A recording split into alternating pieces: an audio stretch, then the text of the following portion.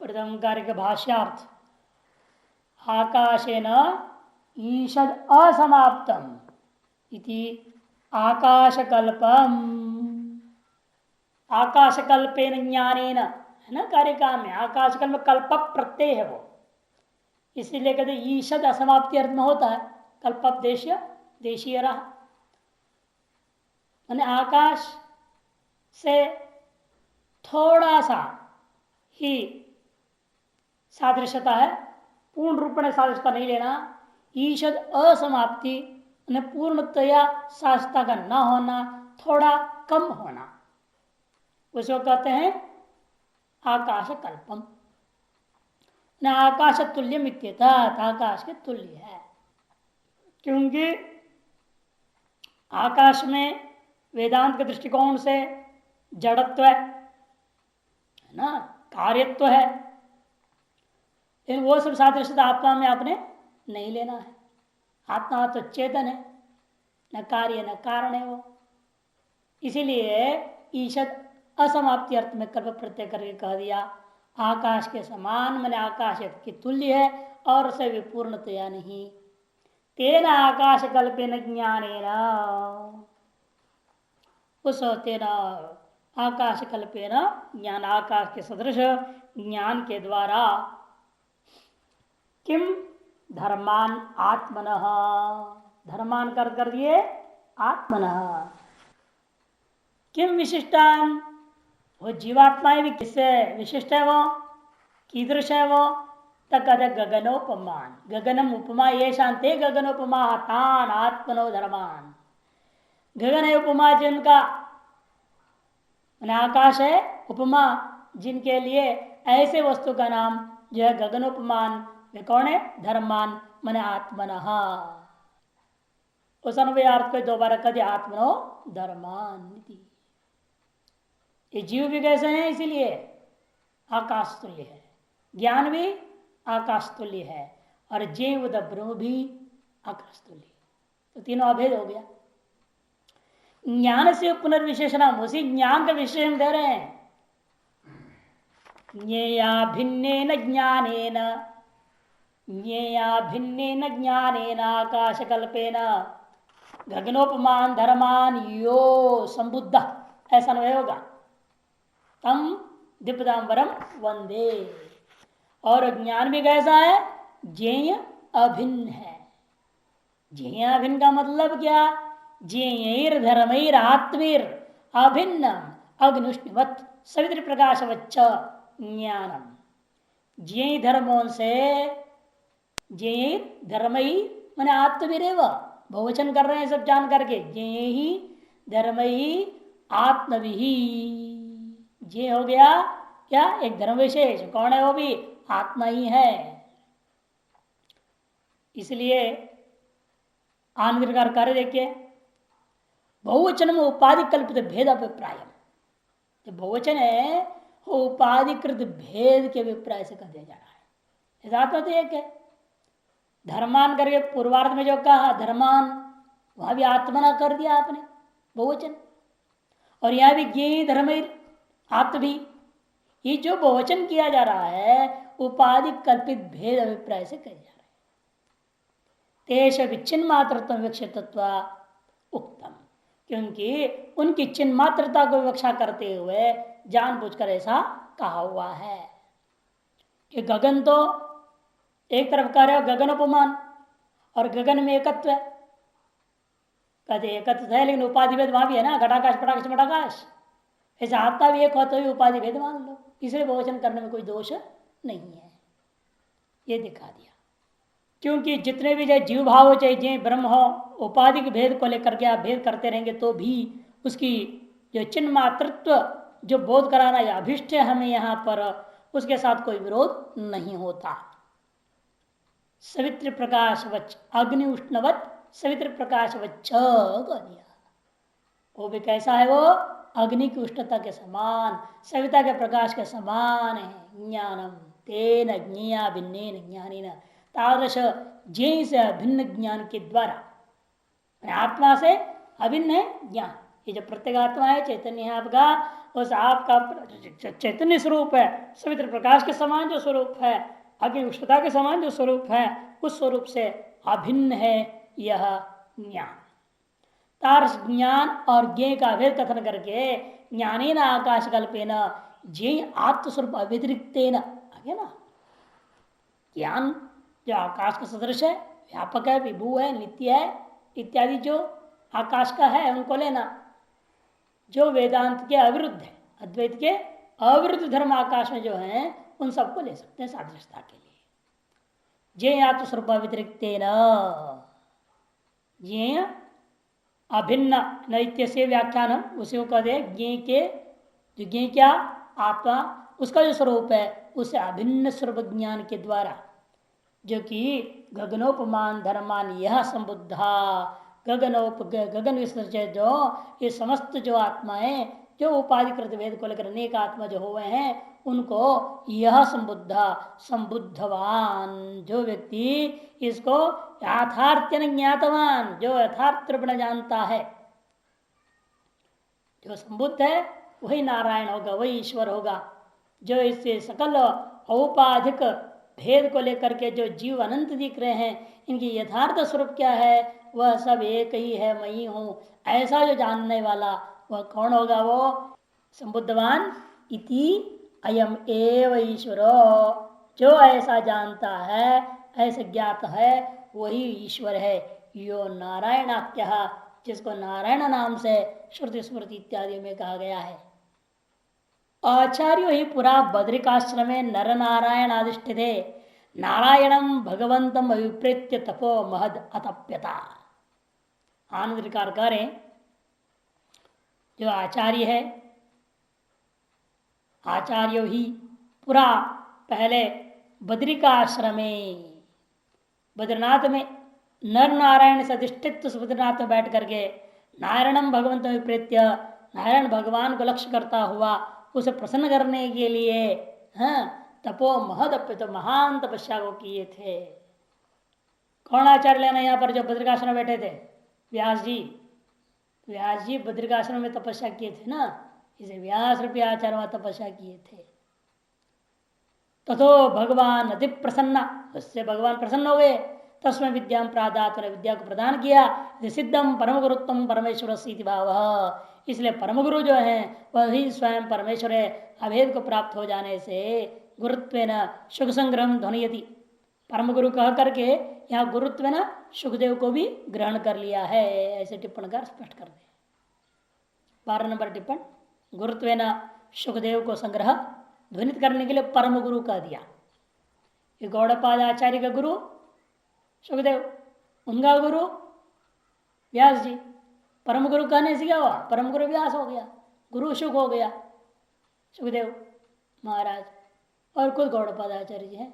व्यासम सुगम गौड़पदम महानतम, श्लोक की परंपरा क्रम यही है ना, व्यासम सुगम गौड़पदम, गौड़पाद आचार्य। नन्द प्रकरणे प्रारभ्यमाणे प्रतिपाद्य प्रमेय वक्तव्य किमिति उपदेष्टा नमस्क्रियते। कोई प्रश्न पूछ सकता है, इस प्रकरण में जब आरंभ करने जा रहे हैं आप, तो प्रतिपाद्य प्रमेय वस्तु को वर्णन करना चाहिए था, उसे छोड़ करके कहा उपदेष्टा गुरु को नमस्कार आदि करने लग गए आप। तब तम वंदे अभिवादे द्विपदाम वरम द्विपदोपलक्षितानाम पुरुषाणाम वरम प्रधानम पुरुषोत्तमम इति प्रायः। ऐसे नारायण भगवान को हम नमस्कार करते हैं जो द्विपदों में श्रेष्ठ, दो पैर वालों में श्रेष्ठ। दो पैर वाले में श्रेष्ठ क्यों? अन्य पैर वालों में नहीं, एक पैर वाला आदमी हो तो क्या होगा, है ना? एक पैर वाला है, दोनों पैर खराब वाले हैं, 4 पैर वाले, 6 पैर वाले, 10 पैर वाले, 100 पैर वाले, 1000 पैर वाले है कि नहीं? सब प्रकार के जीव जंतु हैं, सब में श्रेष्ठ वही है ना। तब कहते हैं द्विपद उपलक्षितानाम पुरुषाणाम, द्विपद से उपलक्षित है सकल पुरुष प्रकार के पुरुष, उन सकल पुरुषों में वरम श्रेष्ठम प्रधानम पुरुषोत्तम प्राय, वह पुरुषोत्तम भगवान को सारे।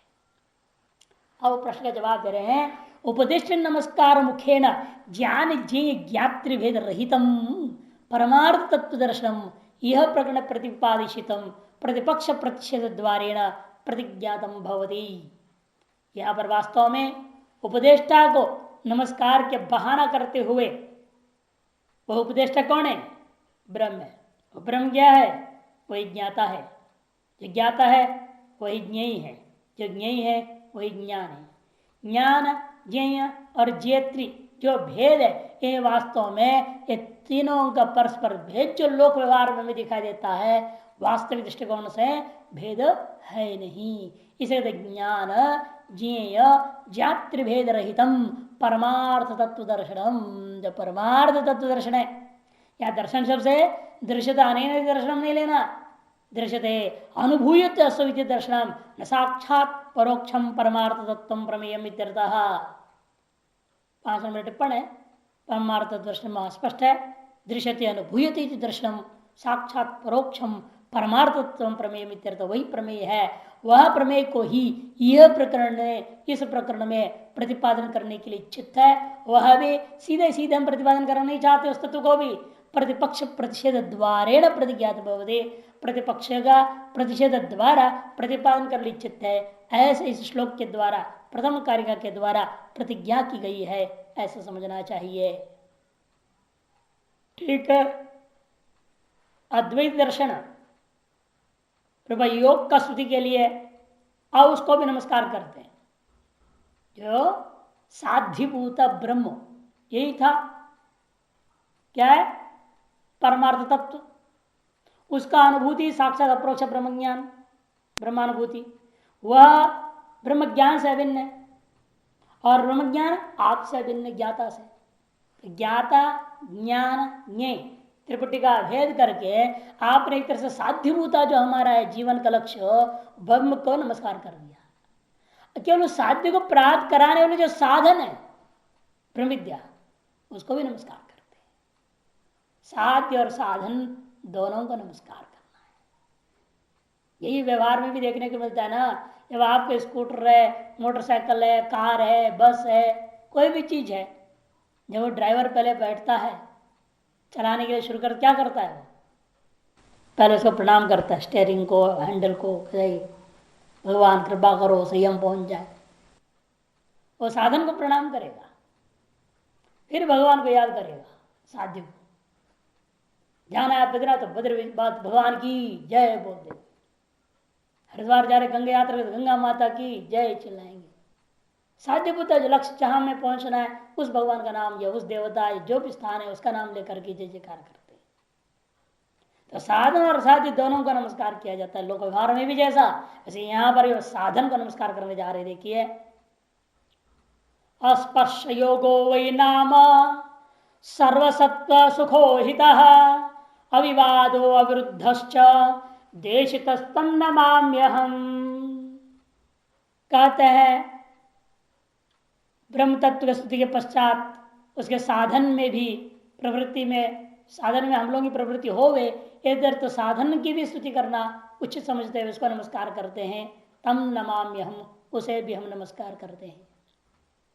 क्या है वो?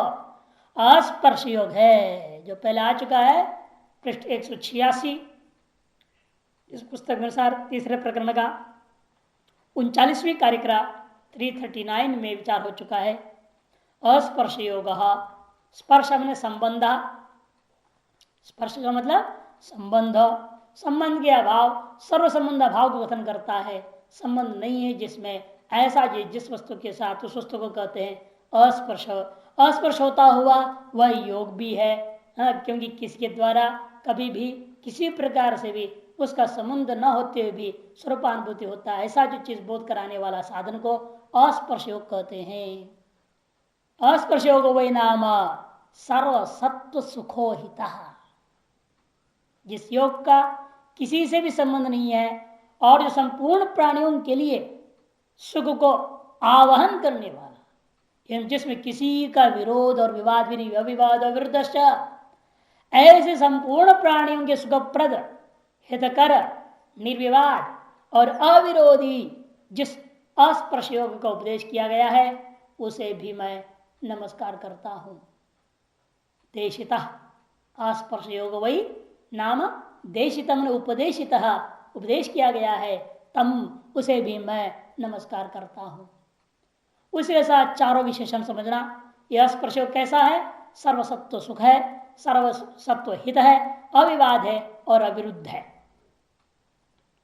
क्योंकि संसार में देखने को मिलता है सभी को सुख प्रदान करने वाला महसूस होता है कोई चीज, लेकिन वह सभी के हितकर नहीं होता है ना। है तो सुख कर, सभी को अच्छा लगता है बात, लेकिन सभी के लिए हितकर नहीं है।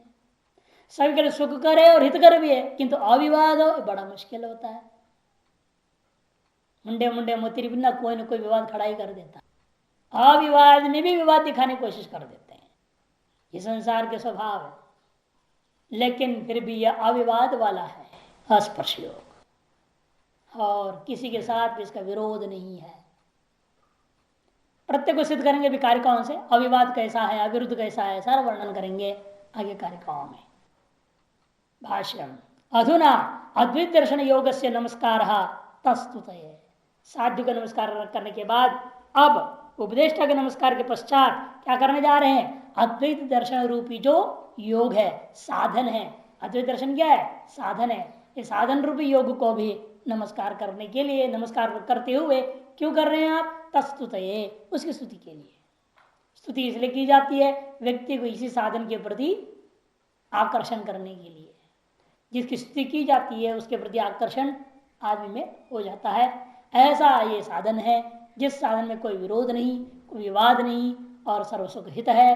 हाँ, इसलिए सभी का जो मन इसमें लग जाएगा। इस दृष्टिकोण से स्तुति के रूप में कहा गया। स्पर्शनम में स्पर्श संबंध न विदिते यस्य योगस्य केनचित् कदाचित् अपि सो अस्पर्श योगो ब्रह्म स्वभाव एव। और कुछ नहीं, ब्रह्म स्वभाव है, ब्रह्म विद्या ब्रह्म ही है। इसे ब्रह्म विद्यावान भी ब्रह्मविद हो, ब्रह्म विद्या भी ब्रह्म ही हो जाता है, ब्रह्मविद ब्रह्म ही हो। कि ब्रह्म विद्या जिसके पास है वो ब्रह्म ही हो गया। इसलिए ब्रह्म विद्या ही ब्रह्म है, ब्रह्म स्वभाव है। किसी भी प्रकार का किसी से भी किसी भी समय में किसी भी काल में केनचित और कदाचित, केनचित हो गया वस्तु के साथ संबंध, कदाचित से दोनों ग्रहण करना। काल और देश, मैंने देशतः कालतः वस्तुतः अपरिच्छिन्न है। असंबद्ध किसी से भी होने से संबद्ध हो जाए तो परिच्छिन्न हो जाएगा। और संबंध अभाव का मतलब परिच्छेद अभाव, उन्हें अपरिच्छिन्न है। अत्यंत अपरिच्छिन्न है यह योग, यह साधन लक्षण ब्रह्म विद्या नाम का चीज, वह वास्तव ब्रह्म स्वभाव एवं न निरोध समाज रूप एवं कृत्यम। एवं कार्य क्यों कहा? ब्रह्म स्वभाव एवं भाषा क्यों कहा है? यह पद करते हैं इसका यही है, फिर निरोध समाधि से भी ऊपर है, निर्विकल्प समाधि से भी ऊपर है। ऐसी यह ब्रह्म विद्या है, इतनी महान चीज है। वही और नाम, ये दो शब्द क्यों प्रयोग किया कार्य काम यहाँ पे? इति ब्रह्मविदाम अस्पर्श योग प्रसिद्ध इत्यर्थः। अस्पर्श योग यह नाम दुनिया में प्रसिद्ध नहीं है, लोग जानते नहीं। लोग जो जानते राजयोग, हठ योग, क्रिया योग नहीं, ध्यान योग, कर्म योग, भक्ति योग, अन्य योगों को जानते हैं, लेकिन स्पर्श योग कोई नहीं जानता। कहाँ प्रसिद्ध? आपने वही प्रसिद्धि बता रहे हो।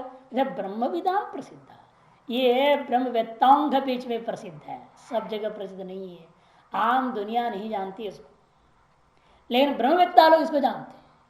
ब्रह्मवेत्ता लोग ब्रह्म को ब्रह्म विद्या से भेद करता हुआ इस ब्रह्म विद्या को अस्पर्श योग नाम से जानते हैं। ब्रह्मविदाम मध्य अस्पर्श एवं प्रसिद्ध इत्यर्थः। सच सर्वसत्व सुखो भवति। और ऐसा यह जो साधन बुद्ध ब्रह्म विद्या जो स्पर्श योग है वो कैसा है? सर्वसत्व सुखो भवति। सभी सत्व में सभी जीवों को सुख प्रदान करने वाला है। ऐसा कोई जीव नहीं है जिसको सुख नहीं देता है, कि ब्रह्म विद्या यही कहती है ना, आप ही ब्रह्म है, आप ही आत्मा है। और कौन है इस संसार में जो अपने आत्मा को सुख रूप नहीं मानता है? अपने से दुख मानने वाला कोई है? खुद से दुखी कोई नहीं होता, दूसरों से दुखी सभी होते हैं। खुद से दुखी कोई होता है क्या? नहीं, खुद से तो सभी सुखी ही है। जो जैसा भी है अपने आप में सुखी ही है, क्योंकि अपने आप को सुख रूप मानता है और सुख रूप है भी वास्तव में। यदि उपाधि को छोड़ देता है तो विशिष्ट रूप में न भले दुख रूप ग्रहण कर लेता है, अपने आप में दुख भी देख लेता है, कभी कभी उपाधि को लेकर के देखता है, लेकिन वास्तव में नहीं, क्योंकि कश्चित अत्यंत सुख साधन विशिष्टोपि दुख रूप यथा तपा, कि देखने को मिलता है महान सुखों का साधन, अत्यंत सुख साधन विशिष्टोपि, अत्यंत सुख क्या है ब्रह्मलोक आदि, उसके भी साधन विशिष्ट जो होता है वह भी दुख रूप होता है। जैसे देखो तप है, किसी के लिए भले वो अत्यंत सुख का साधन हो, इन सभी के लिए अत्यंत सुख का साधन है क्या? तप करना अत्यंत सुख का साधन नहीं है। यज्ञ करना किसी को बड़ा सुखदायी, बड़ा अच्छा लगता है उनको पूजा पाठ कर्म कांड करने में। आश्चर्य है, ये तो व्यवहार में देखने में व्यवहार में पता लग जाता है ना, लोगों के बीच में घूमने से फिरने से लोग आते जाते उसे मालूम हो जाता है।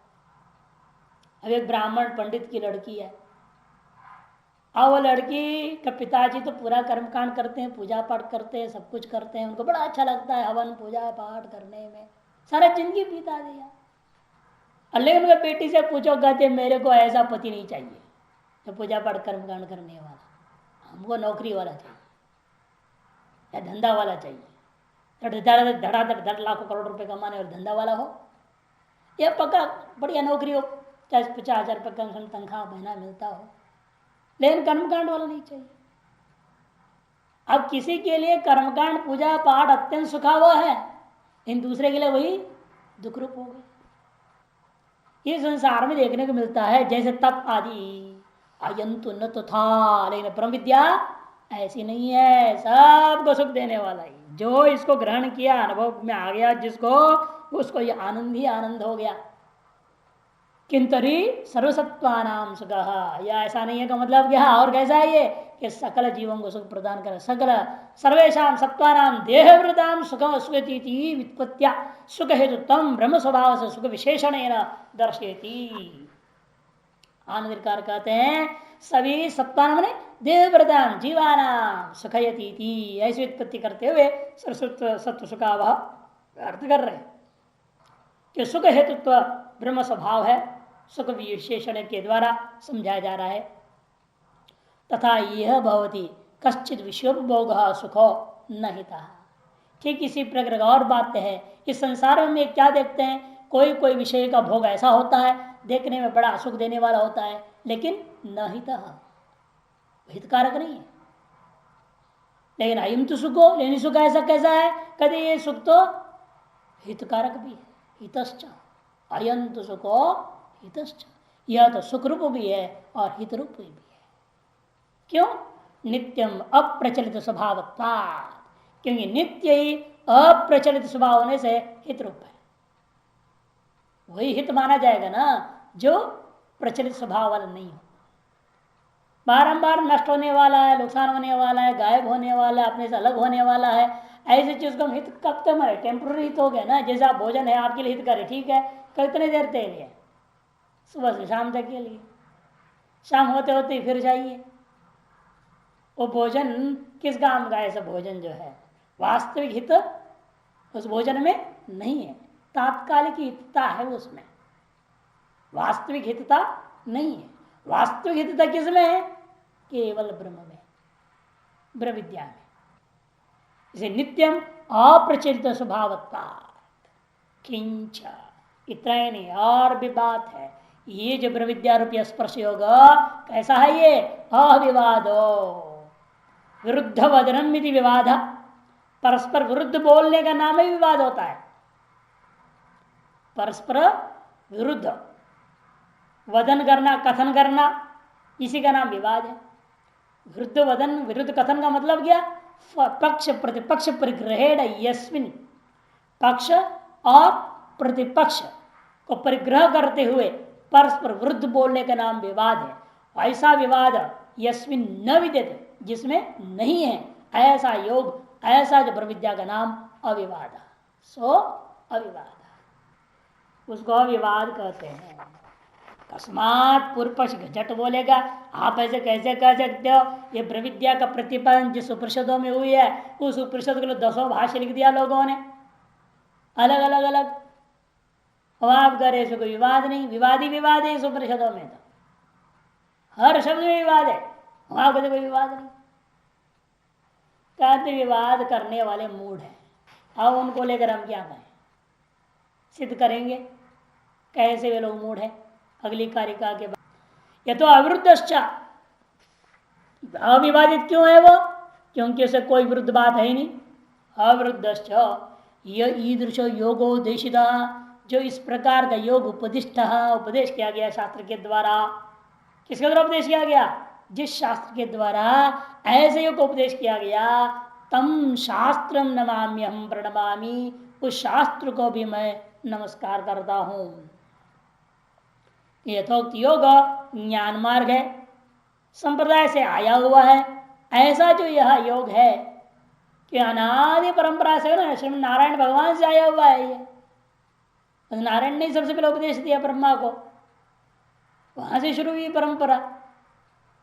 ऐसी जो चीज बीच में कहीं खिचड़ी पकने का प्रश्न ही नहीं, जो परंपरा के अनुसार आता है वहां पर अपने मनमाने कोई बात घुसाने पर स्वीकार नहीं किया जाता। आप कुछ भी जोड़ेंगे उसको नहीं मानेंगे, यही वास्तविक। आप भले उसको कट्टरता कहिए, लेकिन इसी से वेद की रक्षा हुई, वेदार्थ की भी रक्षा इसी प्रकार से हुई। और जिन लोगों ने वेदार्थ को प्रसिद्धार्थ को तोड़ मरोड़ करने की कोशिश किया वो परास्त हो गए। इसलिए कहते हैं कि देखो ये चीज ऐसा है, तो वह यथोक्त जो योग है ज्ञान मार्ग वो संप्रदाय से आगत है, अतएव यह अविरुद्ध ही है। कहते हैं कि अद्वैत दर्शन का अविरुद्धत्व अविवादत्व को विस्तार समझाने के लिए ही अब क्या करने जा रहे हैं, अगली कारिका से पहले द्वैतियों का परस्पर विवाद को दिखाना चाहते हैं। द्वैती लोग कैसे विवाद कर रहे हैं उनके विवाद को बताएंगे। और विवाद वाले कौन हो, इसलिए द्वैती। तो अविवादी कौन रहा? अद्वैती।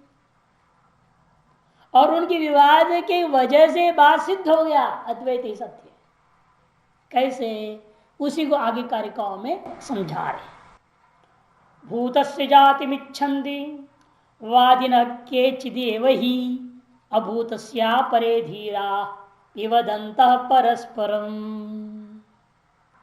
परिणामवादी लोगों का कहना है सत्कार्यवाद होता है, विद्यमान वस्तु से ही उत्पत्ति होती है। भूतस्य माने विद्यमानस्य सांख्य मतावलंबी, सांख्य दर्शन योग दर्शन वाले जो परिणामवादी वाले ना, परिणामवाद वाले वे लोग क्या कहते हैं, द्वैतवादी जो परिणामवादी सब द्वैत ही है। वास्तव में द्वैत चारवाक से लेकर के आपका सब के सब कहाँ तक, मीमांसा तक सब द्वैत ही है। यानी केवल प्रकार द्वैत ही मानते हैं। वो क्या मान रहे परिणामवादी लोग? द्वैतवादी हैं जो विद्यमान वस्तु की उत्पत्ति मानते हैं। केचिदेववादिनः, कुछ वादी लोग भूतस्य माने विद्यमान से सत्वस्य जातिम इच्छन्ति उत्पत्तिम इच्छन्ति।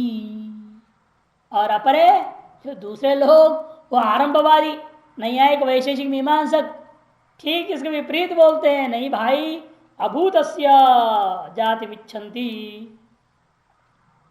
ऐसा अनुभव कर देना। धीरा अपने आप को पंडित मानने वाले लोग अविद्यमान वस्तु माने सत्व अभाव से भाव की उत्पत्ति मानते हैं।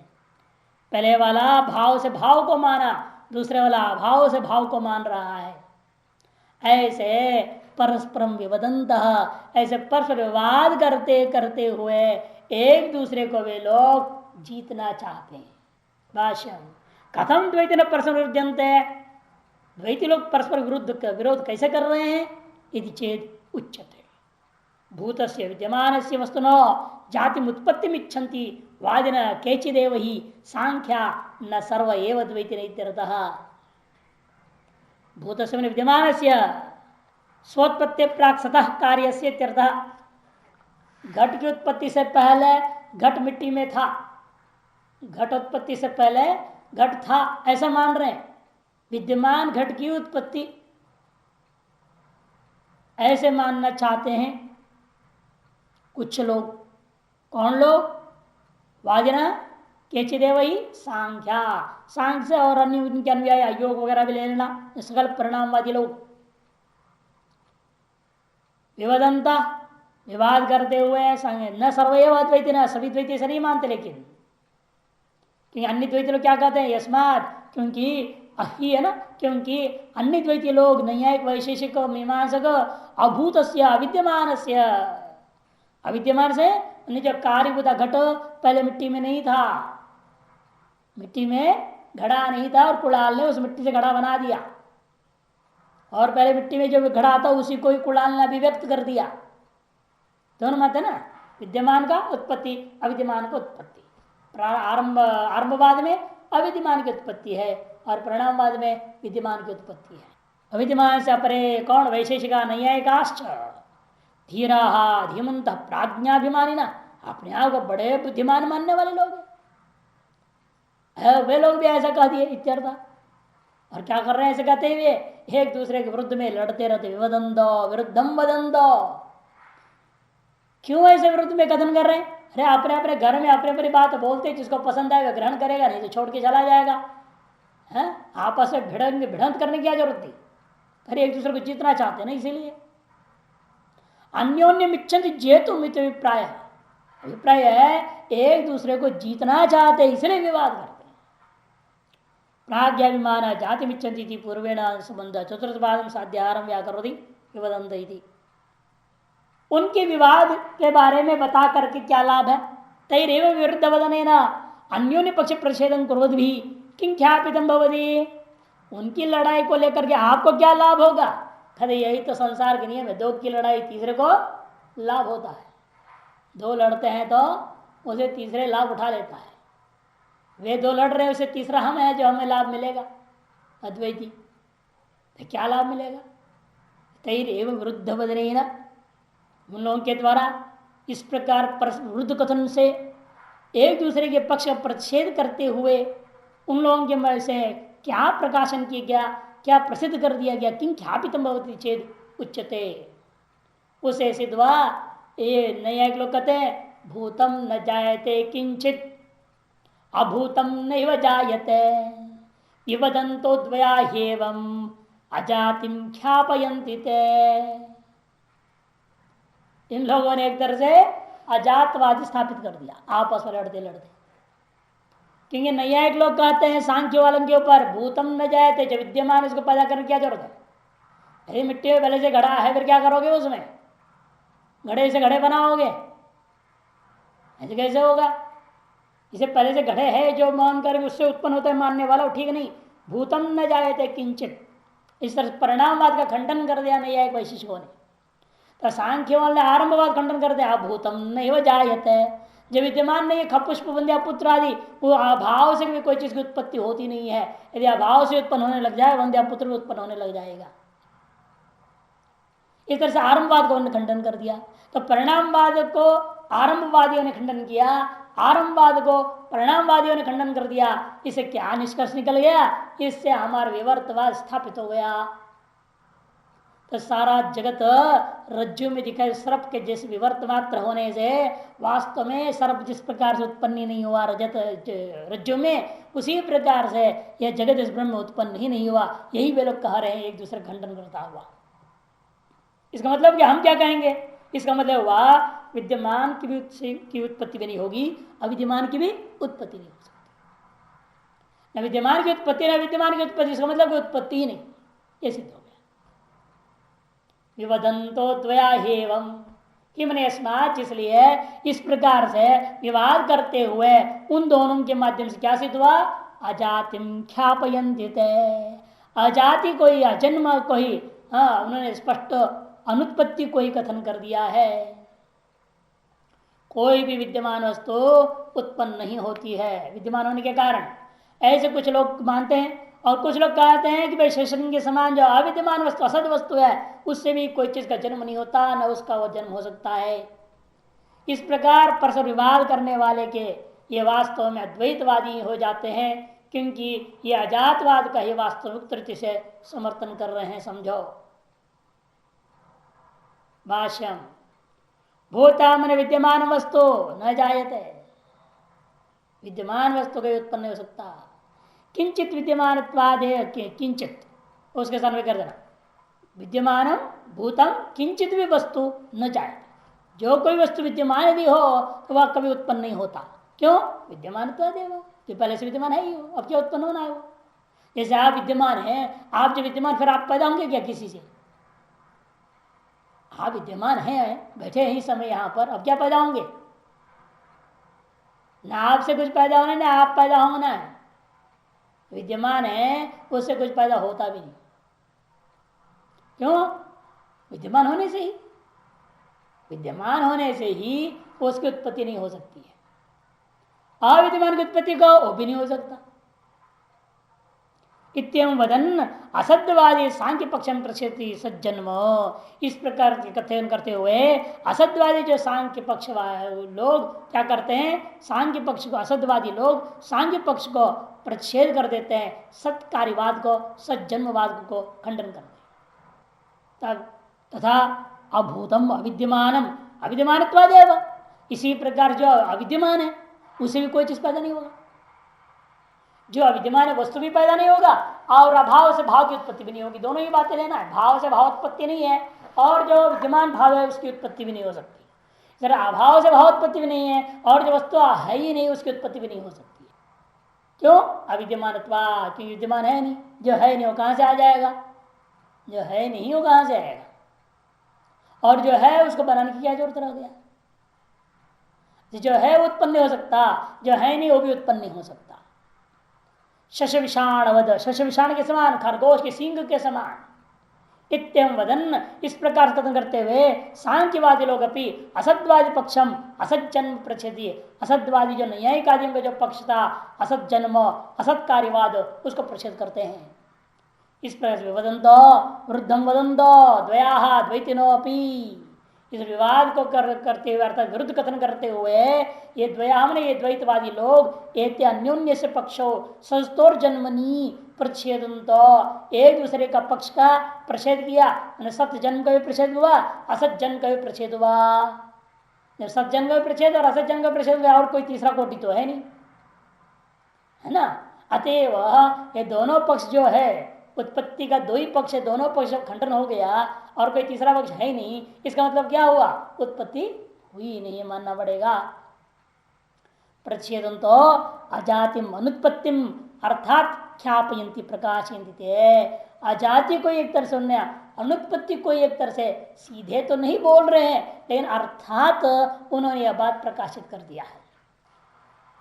ख्याप्यमानाम अजातिम तै अनुमोदामहे वयम विवदामो न तैः सार्धम अविवादम निबोधत, इसी का नाम अविवाद है कि ख्याप्यमाना नाम अजाति, वे लोग अजाति को कथन कर रहे हैं, अजन्म को कथन कर रहे हैं, उनके द्वारा तई ही अख्यातिम, उनके द्वारा अजाति का ही ख्यापन करता हुआ देख करके वयम अनुमोदाम है, हम तो केवल अनुमोदन कर देते, तथास्तु वाह वाह बहुत बढ़िया, आह द्वैती लोग लड़ाई झगड़ा करते हुए अंत मेरा कोई प्रयास करने की जरूरत नहीं पड़ी, स्वतः अपने लोग मिलकर के ही अजातिवाद को स्थापित कर दिया है।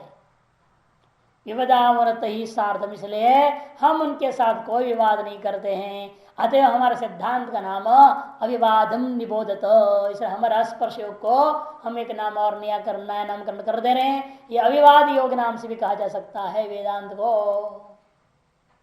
उन द्वैतवादियों द्वारा बतलाई गई अजाति का हम ऐसे ही हो इस प्रकार केवल अनुमोदन कर देंगे, उनके साथ विवाद नहीं करते हैं। इसलिए बहुत शिष्य लोग ये समझ लो अच्छी तरह से, हमारा उपदेश किए हुए वेदांत दर्शन इसलिए उस विवाद रहित परमार्थ अद्वैत दर्शन है, ऐसा समझकर पक्का ग्रहण करना चाहिए। भाष्य तैरेव ख्याप्यमानाम अजातिम, उनके द्वारा ऐसे ख्याप्यमानाम अजातिम तैर अनुमोदामहे वयम, है ना। ख्याप्यमान मैंने प्रकाशमान, क्या प्रकाशन किया उन्होंने विवाद करते हुए, अजाति को अजन्म को ही कथन कर दिया। एवं मस्तु अनुमोदामय, और हम क्या करेंगे, तदास्तु बहुत बढ़िया आपने किया, आपस में लड़ भिड़ कर हमारे जो बात हम जो सिद्ध करना चाहते थे वो आप लोग स्वयं ही सिद्ध कर दिए, हमें क्या करना है, हम जो तथास्तु कर देते हैं। केवल अनुमोदन, केवल तथास्तु कह करके अनुमोदन कर देंगे, न तई सार्वदाम, और उनके साथ हम कोई विवाद नहीं करते। पक्ष प्रतिपक्ष ग्रहण है ना, पक्ष प्रतिपक्ष रूप में ग्रहण करता हुआ हम उनके साथ किसी प्रकार विवाद करना ही नहीं चाहते हैं, क्योंकि वो हमारी बात सिद्ध कर ही दिए तो विवाद क्या रह गया। जो हमारे बात स्वीकार कर ले तो विवाद कहाँ रह जाता है, विवाद खत्म हो जाती है। यथात्य अन्योन्यम जिस प्रकार से वे आपस में पक्ष प्रतिपक्ष कर लड़ रहे हैं, वैसे हम उन लोगों के साथ प्रतिपक्ष करता होकर विवाद नहीं करेंगे। अतः तम अविवाद विवाद रहितम, इसीलिए ही अजाति या हम लोगों के इष्ट सिद्धांत होने से तम अविवादम, उस स्पर्श जो स्पर्श योग नाम का जो था उस विशेषीभूता वस्तु, उसी को अविवादम विवाद रहितम नाम से भी हम पुकारेंगे। परमार्दर्शनम अनुज्ञातम अस्माभिर निबोधत, हे शिष्या हमारे द्वारा अनुज्ञात अनुमत जो परमार्थ दर्शन है उसका एक नया नाम है अविवाद दर्शन। ऐसा आप लोग सब समझ लें। भो शिष्या निबोधत। अब ये तीन चीज जो आ रहे 6, 7 और 8 तीन कारिका, ये तीनों पहले 3:20, 3:21, 3:22 में पढ़ चुके हैं। उन्हीं तीन कारिकाओं को दोबारा ला रहे, भर्ती प्रपंच आदि खंडन करने के लिए वहां लाए थे, उन्हीं को दूसरे दृष्टिकोण से अब ला रहे हैं, दूसरी बात को साबित करने के। कहते हैं ऐसे कैसे होगा? जातस्यैव जन्मना अनर्थक्यात् अनवस्थानाच्च अजातस्यैव पदार्थ से जन्म सद्वादिनो असद्वादिनश्च सर्वेपि स्वीकुर्वन्ति परपक्ष मनोवति अजातस्येति। लेकिन क्योंकि जातस्यैव जन्मना उत्पन्न का ही दोबारा उत्पत्ति मानना व्यर्थ है और अनावस्था दोष भी होती है, इसलिए अजातस्यैव पदार्थ से जन्म अनुत्पन्न वस्तु की उत्पत्ति मानना ही उचित होता है। ऐसे सद्वादिनो असद्वादिन सर्वे स्वीकुर्वन्ति, सद्वादी हो चाहे असद्वादी हो वे सभी का ये कहना है जो अनुत्पन्न है अब उत्पन्न हो, यही तात्पर्य। सद्वादी का भी है कहना है मिट्टी में घड़ा है इन अनुत्पन्न अवस्था में, मिट्टी में घड़ा अनुत्पन्न अवस्था में था, अब वहां से मिट्टी घड़ा उत्पन्न अवस्था को प्राप्त हो गया, ये सद्वादियों को कहना है। और असद्वादियों को कहना है मिट्टी में घट का प्राग अभाव है, मिट्टी में घट का प्राग अभाव है तो घट प्राग अभाव से घट उत्पत्ति हो गया। इसलिए हम ये नहीं कह रहे अत्यंत विद्यमान का मिट्टी में घड़ा विद्यमान है, उत्पन्न अवस्था में है, अभिव्यक्त है, पूर्ण व्यक्त है और उससे फिर घड़ा पाया, ऐसा हम नहीं अर्थ कर रहे हैं। हमारा कहना है मिट्टी में घटा अनुत्पन्न अवस्था में है या अनभिव्यक्त अवस्था में है, उससे हमने इसको उत्पन्न अवस्था पे लाया और अभिव्यक्त अवस्था को लाया, ये सत्कार्यवाद का अर्थ है। और असत्कार्यवाद का अर्थ क्या है? अत्यंत अभाव नहीं है घट का। हमारा कहना है असत घट, घट असत है, असत घट उत्पन्न नहीं हो सकता। आप ऐसे कैसे व्याख्या कर रहे हो? असत घट का तात्पर्य हमारे वहां घट प्राग भाव, मिट्टी में घट का प्राग भाव है, उस घट प्राग भाव से घट उत्पन्न हुआ, ये असत कार्यवाद का अर्थ है। इस तरह से दोनों ही विद्यमान वस्तुओं को ही मान रहे हैं और विद्यमान वस्तु केंद्र रूप में विद्यमान है घट, एक कहता है अनुत्पन्न अवस्था में और दूसरा कहता है घट प्राग भाव रूप से विद्यमान है। इन दोनों ने घट को माना मिट्टी में, सत्कार्यवादी हो चाहे असत्कार्यवादी, सर्वे भी स्वीकुर्वन्ति, ये परपक्ष अनुवदति। उस परपक्ष का अनुवाद कर फिर आगे चर्चा बढ़ाते हुए कह रहे अजातस्यैव धर्मस्य जातिमिच्छन्ति वादिनः अजातो ह्यमृतो धर्मो मर्त्यतां कथमेष्यति। ये 6, 7, 8 ये तीनों कार्य का पहले आया हुआ है आपको, तीसरे प्रकरण का 20, 21, 22, इसे भाष्यकार या कुछ भी खास नहीं कहेंगे 6, 7, 8 के लिए। कि सभी वादिलों का मत क्या है कि विद्यमान वस्तु कहने वाले का तात्पर्य यही है वह अनिरूपण विद्यमानता और उसका निरूपण प्रकट करना, यह सत्कार्य उत्पत्ति है। और अविद्यमान का तात्पर्य प्राग भाव रूपेणता, उसको भाव रूपेण उत्पन्न करना। इसे दोनों ही एक तरह से चाहे सद्वादी हो चाहे असद्वादी हो अजात पदार्थ का माने अनुत्पन्न पदार्थ का ही उत्पत्ति मानते हैं। पदार्थ है किंतु अनुत्पन्न था और उसको हम उत्पन्न कर दे रहे हैं, ये तात्पर्य दोनों के एक ही अर्थ निकलता है तत्वगत विचार करके देखने से। ऐसा मानकर करे अजातस्यैव हि धर्मस्य जातिमिच्छन्ति वादिनः अजातो ह्यमृतो धर्मो मर्त्यतां कथमेष्यति।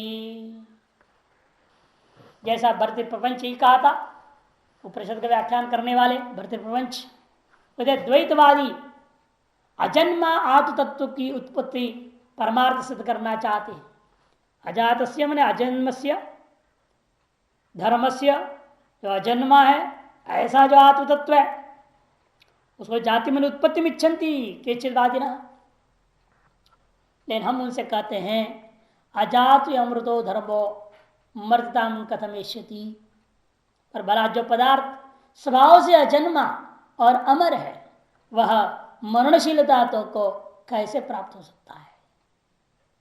जो अजात है अमृत है ऐसा जो धर्म माने वस्तु, वह वस्तु मर्त्यता कथमेष्यति, मरणशीलता को कैसे प्राप्त, विनाशी भाव को कैसे प्राप्त करेगा। परस्पर विरोध हो जाएगा ना, अमर भी है और मैंने अविनाशी है और विनाशी भी हो गया वो, ये नहीं हो सकता। सदसद्वादिन सर्वे पीति पुरस्ताद कृतवाश श्लोक। देखो इसका भाष्य, इस श्लोक का भाष्य पहले ही कर चुके हैं 158 पृष्ठ में शायद, और 160 में आगे दो हैं। न भवत्यमृतम मर्त्यम न मर्त्यम अमृतम तथा प्रकृतेर अन्यथा भावो न कथंचित भविष्यति। कि न भवती अमृतम मर्त्यम, कि लोक में कोई वस्तु जिसे आप नित्य मानते हैं, अमर मानते हैं, वह वस्तु कभी मरणशीलता विनाशिता को प्राप्त नहीं हो सकता।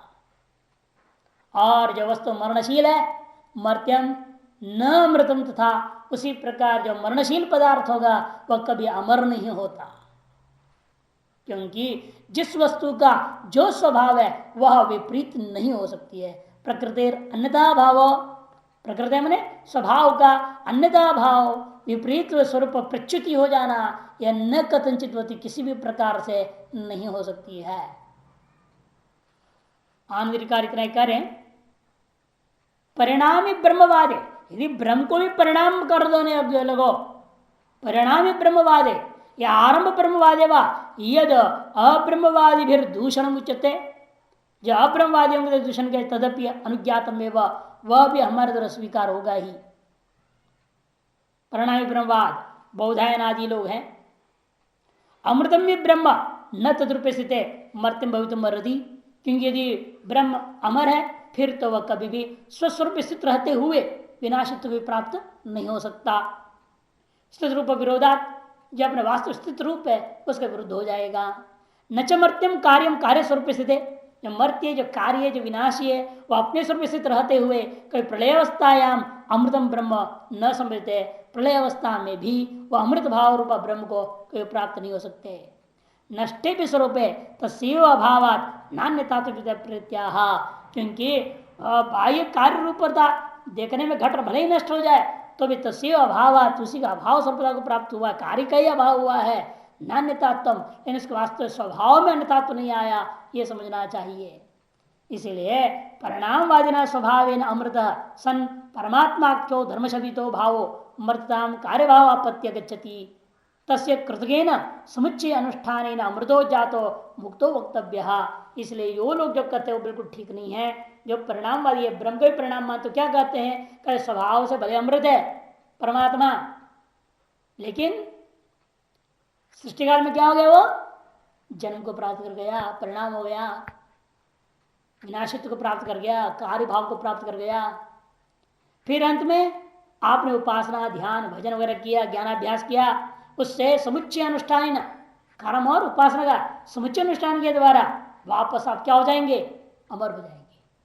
अमर से मरणशीलता में आए, मरणशीलता से वापस अमृत प्राप्त हो जाएंगे, ऐसा वो कहता है जो वह ठीक नहीं है।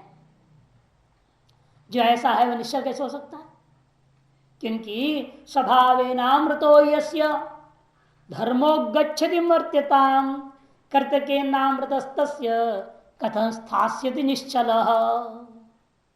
क्योंकि स्वभाव से ही जो वस्तु अमृत हो वह यदि स्वभाव से मरणशीलता को प्राप्त होगी, विनाशी हो गया, अविनाशी स्वभाव वाला स्वभाव से ही परिणाम को प्राप्त होकर के विनाशी यदि हो गया, फिर उसको आप अविनाशी बना भी दोगे, जो कृतक अविनाशित्व है वह कैसे स्थिर हो सकता है। अविनाशित्व आपने पैदा किया ना कि यद कृतकम तद अनित्यम, वो निश्चल नहीं हो सकता। इसलिए आप उस अमृतत्व को पैदा कर रहे हो, किससे, कर्म और उपासना का समुच्चय की तरह आप उत्पन्न कर रहे हैं।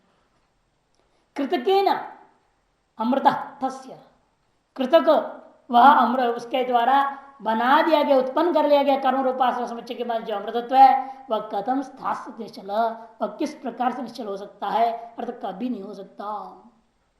जिस वादी के मत स्वभाव से अमर पदार्थ भी स्वभाव से मृत्यु भाव को प्राप्त हो जाता है, उसके सिद्धांत अनुसार न कृतजन्य होने के कारण से वह अमृत पदार्थ भी अमृत स्वभाव वाला नहीं हो सकता। भाष्यकार कहते हैं इन तीन कारकों को दोबारा क्यों लाए आप? उक्तार्थ नाम श्लोका नाम ये उपन्यास परवादि पक्षाणाम अन्योन्य विरोधाख्यापित अनुपपत्त्यनुमोदन प्रदर्शनार्थ।